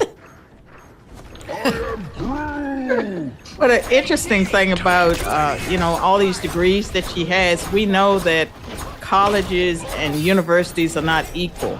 We also know that they have lowered the standards so much, especially at even the Ivy League, that once you get your foot in the door, they pass you along. It's almost impossible to fail. And so a person having a lot of degrees, that tells me nothing about their knowledge base or their work ethic. And I think the work ethic is key. And just having a degree and showing up, that doesn't mean anything. Do you show up? How hard do you work? Those women that were featured, they seem to be doing pretty well. Absolutely. And yet still want us to be, Abby, there's no question Abby Phillip makes millions of dollars. And she still wants us to feel sorry for her because somehow there's an invisible ceiling she keeps bumping up against. She has a primetime show. Like, I don't know what she's bitching about. And this other woman, I have no idea what her work ethic is. Good point. I don't know how smart she is just because she has these degrees. Right. And I don't know whether she's outshining her competitors either. It's like, maybe you're great, but you're not as great as your colleagues. It just automatically has to be gender and race. Well, I can tell you, Megan, I identify more with you just because we are two women that had to reinvent ourselves because we ran up against the forces that be, and we did so successfully. Most of the liberals don't have to worry about that. That's exactly right. Thank you. I appreciate that, and I feel very much the same, Carol, and I'm thrilled that you're going public with this story about Claudine Gay, because honestly, she should have called you long ago to apologize at the bare minimum she could do. Support Carol. The book is called The Gay Affair. Love it. Good turn of phrase. It's very memorable. The Gay Affair by Carol Swain, who we want to support, who will not get a single appearance on CNN to promote this book, or MSNBC, hopefully Fox, but she needs our support and she deserves it. The book is The Gay Affair. It's wonderful to have you back. Thank you so much. All right, Steve, what was the episode number our first time with Carol? Did you get it? Oh, 281. Number 281. And it's a great one. You will fall in love with Carol if you haven't already. And we are back tomorrow with Adam Carolla and Anna Kasparian. Before we go, I just want to point this out very quickly. Last Friday, we dropped a special episode on Brian Kohlberger and all of these big developments that happened in that case when we weren't looking about 2 weeks earlier. It's huge. It's blowing up online. The episode's it's less than an hour, I think. It's well worth your time. Go back and take a look at it, youtube.com/Megyn Kelly. We will see you tomorrow.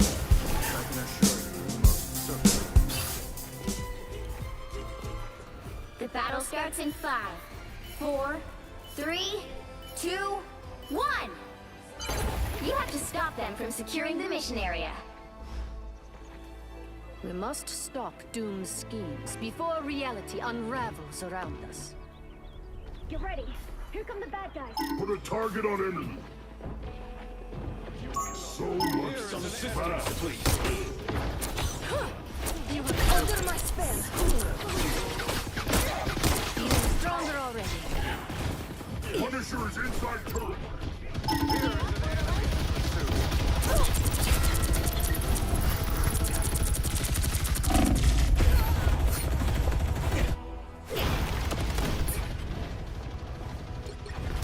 Someone scratch my back. Are we winning?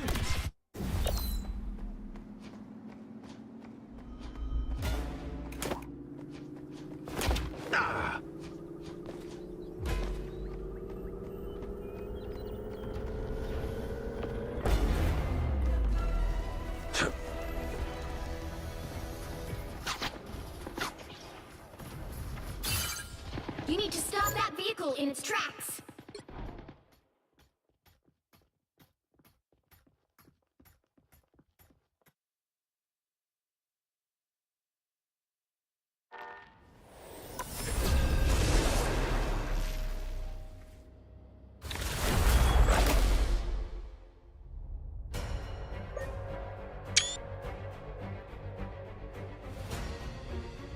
Pick your hero.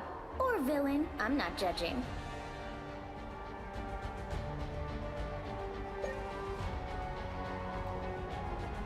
I tear through the cloudless night, just like the moon. Those who oppose me shall be left to drown in my wake.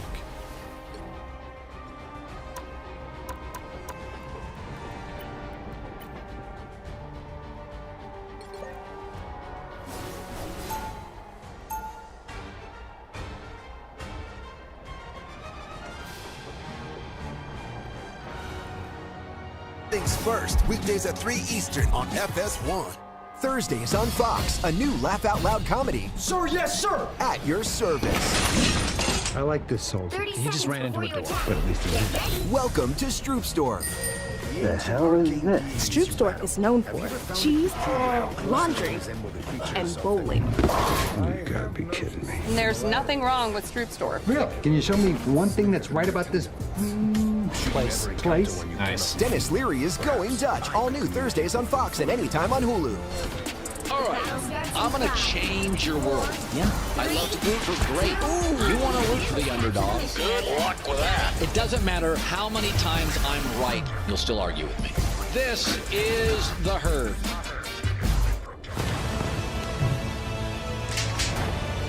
I have sworn to put this man away. Somebody messes with me, I'm gonna mess with him. I believe in the small of a woman's back, the hanging curveball. You haven't told me everything. Do you realize the magnitude of this scandal? I've always wanted to see the frontier before it's gone. Who are you? I'm the player to be named later. Dr. Larson has no recollection of the last 8 years. Doc, it's TV's next big medical drama. I don't know what I did or who I am now. And you can watch the riveting episodes anytime. You can't leave her in the dark forever. And every Tuesday. Me and Amy were together. I want to tell her. Don't miss an all-new unforgettable episode. I will be a doctor again. Doc, all new Tuesdays on Fox and watch anytime on Hulu. Fox Nation is taking you behind the scenes of America's favorite morning show. There are a lot of people behind the camera that make this thing happen. Behind the scenes, Fox and Friends, streaming now. Sean is getting personal on Fox Nation. When you think back, just the big picture, can you believe the life you've had? I couldn't see this in 1,000 years. Sean, stream the next episode with Mike Tyson now on Fox Nation. Fox News alert, the House Oversight Committee has just launched a new task force aimed at uncovering the truth behind some of America's biggest mysteries. The task force on the declassification of federal secrets is being led by Florida Congresswoman Anna Paulina Luna, and they'll be looking into the assassinations of JFK, RFK, and Martin Luther King, as well as releasing 9/11 files and Jeffrey Epstein's client list. Up first, the JFK assassination. Luna's confident Lee Harvey Oswald didn't act alone. Based on what I've been seeing so far, the initial hearing that was actually held here in Congress was actually faulty in the single bullet theory. I believe that there were 2 shooters, and we should be finding more information as we are able to gain access into the SCIF, hopefully before the files are actually released to the public. Big events like the Super Bowl bring out America's seedy underbelly in every city. Bad actors look at these major events as opportunities to take advantage of large crowds and operate in the shadows. Chris Hansen went to a parish outside of the Big Easy and took down a bunch of would-be child predators, including a migrant who wanted to sexually exploit a 14-year-old. You talked online about having oral sex with this boy. Your strength. No. Sí, pero no. Yes, but no, I'm not going to do anything. Just friends, nothing else. You've captured more than half of the mission area. Hansen also busted a perv who had been in New Orleans Police Academy until he resigned after getting caught shoplifting. This time, he was trying to send an Uber to pick up a young teen to start a, quote, master-slave relationship. What happened when you sent the first Uber over to pick it up? I was rejected. You were rejected, and why were you rejected? They said that she was too young to travel. What do you do after that? My fist. I guess I sent another one, right? Another Uber. I was actually done after the first one, but she kept on egging me on. She egged you on? Hey, you got the paper, then tell me if I'm wrong. You're wrong. I've got the paper. Chris Hansen's the host of Takedown with Chris Hansen on True Blue, and he joins me now. So this guy says she egged him on? She egged him on, and we saw this over and over again during the 3 days we spent with Livingston Parish Sheriff Jason Ard and his team. 11 guys, Jesse, showed up in the span of 3 days. 3 of them were here in this country illegally, from from Guatemala, Honduras, and Mexico. One of them tried to grab one of the deputies' guns and had to be tased when he was arrested. So these guys are from another country. Is this surprising to you when, I don't know, 30% of the guys you're busting are illegals? Not anymore. We see it in every single sting. You know, there are categories that are shocking. The guy who was going to be a cop in New Orleans, the illegal immigrants, and of course, we saw a guy who had been busted before in a very high-profile case in Baton Rouge, where he videotaped himself having sex with an underage girl in a classroom. So this guy gets a break, and suddenly, all these years later, he shows up in our sting. What kind of break did that guy get? He got probation and deferment as a young guy. So this guy is sexually assaulting someone in a classroom. 14 years old. 14 years old. He's a teacher. No, he was another student, but he was 18. Okay, so this is a huge crime. Yeah, and the video of it made the news in Baton Rouge. And so he didn't learn a lesson. He went back out and got busted again. Right. So to those who are critical of us exposing the younger guys, I say, well, maybe they need to be busted, because otherwise there's a chance they will offend again. And we saw that right here. What about these guys you're getting? Where were they from again? Honduras? Honduras, Guatemala, and Mexico. And so think about it this way. You know, there's been a lot of talk about USAID money being spent, wasted. In 2023, the last year I could get records for, USAID gave Honduras $193 million, Mexico $232 million, Guatemala $229 million. What did we get in return? William, Francisco, and Carlos. And that money is supposed to keep that economy stronger so those people don't need to come up here. That's just 2023. Right. Now, if you look back over time, of all USAID payments, we're talking about trillions of dollars over the last 20 years. It's an obscene amount of money, and they're not sending their best. And we have the proof. Absolutely. Chris Hansen, True Blue. Takedown with Chris Hansen. Great job. Thank you. Thank you, sir. Watch a Fox News host embarrass themselves. Not me. Right back.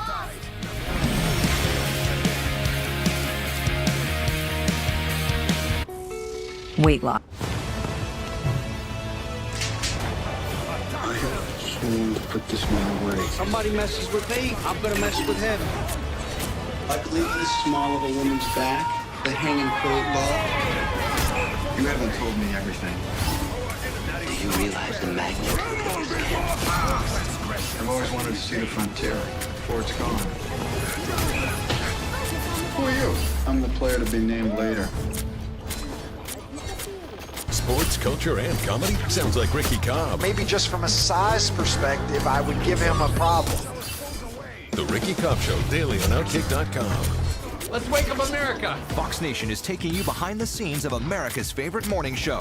There are a lot of people behind the camera that make this thing happen. 3, 2, 1. It's showtime. Behind the scenes, Fox and Friends, streaming now on Fox Nation.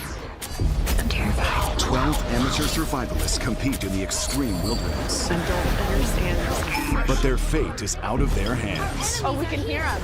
For $250,000, do you push your family to win or push the button to extract? Our survivalists are out there. We are playing a game in here. I'm ready to go. Hit the button. I'm not hitting the button. Press the button. Extracted. All new Mondays on Fox and watch anytime on Hulu. Welcome to Lucky Season 13! Luck be a lady tonight. Quack. Shut up, Robin. The Masked Singer Lucky 13 premieres February 12th on Fox. Thursdays on Fox, a new laugh out loud comedy. Sir, yes, sir! At your service. I like this soldier. He just ran into the door. But at least he ran. Welcome to Stroopstorm. The hell is this? Stroopstorm is known for cheese, laundry, and bowling. You gotta be kidding. And there's nothing wrong with Stroopstorm. Really? Can you show me one thing that's right about this place? Nice. Dennis Leary is Going Dutch. All new Thursdays on Fox and anytime on Hulu. You believe the West Sentai God? Yes.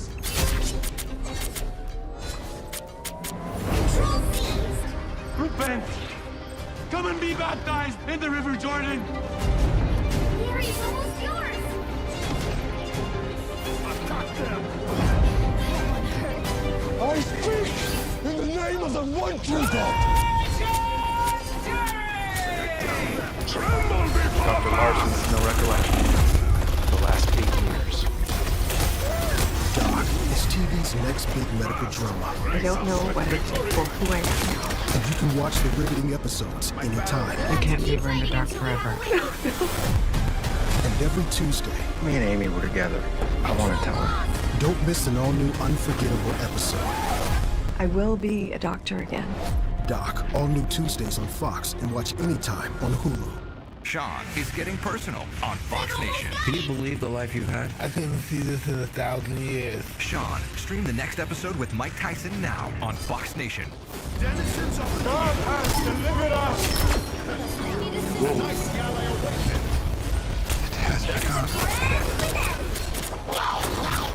All right, I'm gonna change your world.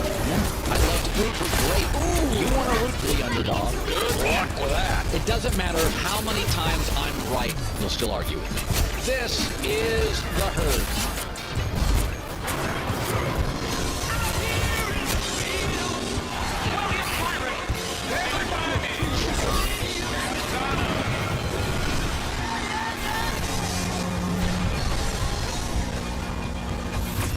The reviews are in. First things first, is a hit. I'll go first. I watch every day. I love how insightful Chris and Nick are. Nick and Chris are great. My man, Drew, ha, which is like a pun. You guys right, Dave? What's wrong with them? Nick is right. Oh, wow. Nick, Drew, and Wild serve up a fresh daily dose of unscripted and unfiltered sports talk. That one could be about me. First things first, weekdays at 3 Eastern on FS1. Yosemite National Park. 1,200 square miles of soaring cliffs, cascading falls, and endless groves of sequoias. They didn't set out to change America, but that's what ended up happening. Somehow I don't think she's interested in what I think.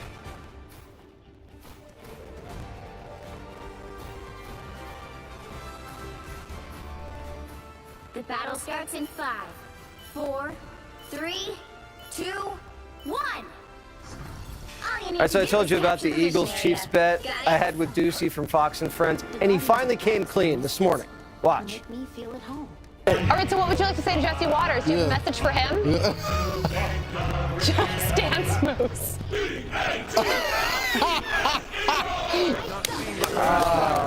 Better luck next year, Steve.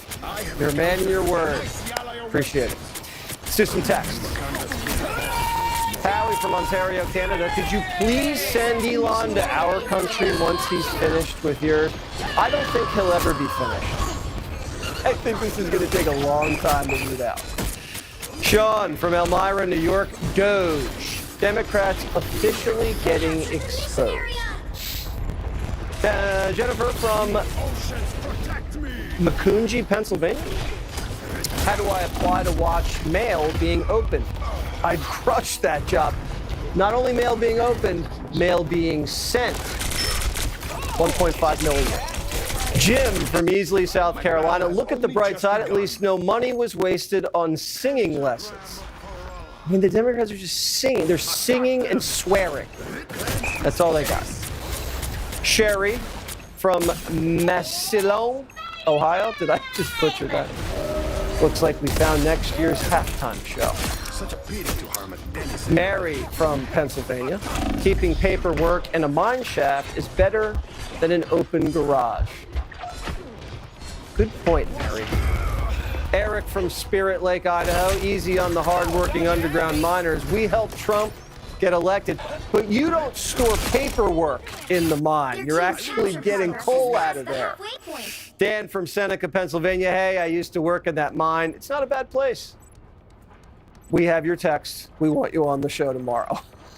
Matt from West Virginia. While you're down there, see if that's where Hillary's 33,000 emails went. Yeah, we're going to send Johnny. I'm Waters, and this is my world.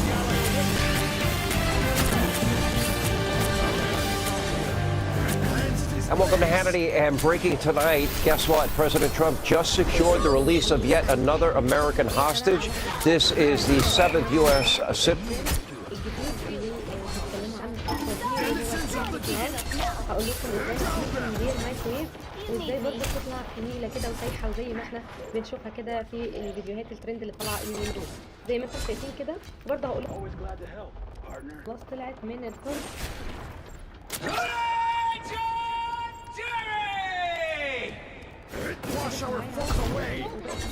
شايفين ده على فرن كان مولع منفصل Just as expected. شكلها مع بعض. انا عايزه اقول لكم انها حلوه قوي. That is much better. انا هزينها بقى كده بشويه من الحشرات. عايزه اقول لكم بجد حلو جدا جدا. تعتبر كده يعني حاله سريعه وسهله. بس ده طبعا هيبعدها عن ان هي سعرها يعتبر غالي شويه على انك هتجيبي مثلا كذا واحده.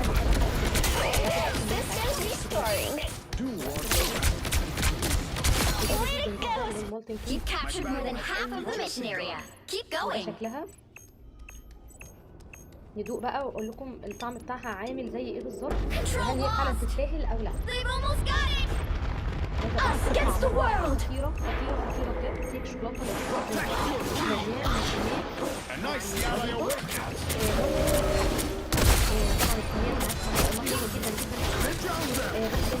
الحاجه الوحيده اللي مش هحتاج فيها قوي انها لو مثلا هتعملي القشطه مثلا You'll have to keep fighting. It's Spider